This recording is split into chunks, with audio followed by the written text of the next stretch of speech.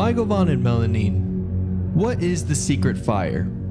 We hear Gandalf say, I am a servant of the secret fire on the bridge of Khazad-dûm when he's facing off with one of the Balrogs. But what is the secret fire exactly? I was actually rereading through Ainulindalë before I ventured off into Valaquenta, and I'll actually be covering pretty much the cast of all the Valar and some of the Maiar and who Melkor is, a tiny bit who Sauron is in the next video. But in preparation for reading Valaquenta, I was going through Ainulindalë, and I didn't really stress what the secret fire was, the imperishable flame, in other words, in the last video. So I kind of want to talk a little bit more about the secret fire, because the secret fire has a huge role to play in Melkor's being, in who Iluvatar is, because the secret fire really makes Iluvatar separate from all of the Ainur, from everything else in Tolkien's universe. He possesses the imperishable flame, the power to create, to bring things into existence. Now, Iluvatar is the only being in Tolkien's Legendarium who wields this power. If anything is created, it is by the imperishable flame, the secret fire. Now, that's not to say that elves, men, dwarves, or even the Ainur possess the imperishable flame, but they are products of the imperishable flame themselves, so they are basically creating by proxy. And we do see Iluvatar say this to the Ainur. Now, essentially, anything that's created by a being other than Iluvatar is technically a sub-creation. And that was a term that Tolkien used philosophically, not only in his works, but in reality.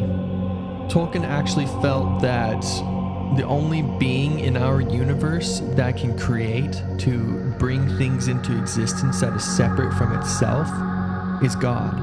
And that we, as humans, whenever we create something, we are just sub-creators. And so that's reflected in the Silmarillion with Feanor creating the Silmarils. He's a sub-creator.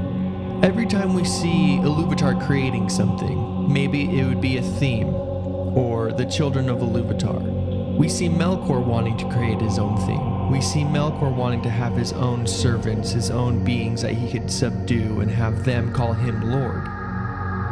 So Melkor, in fact, wants the secret fire, and this is his downfall, because nobody else can have the secret fire, the ability to bring things into existence.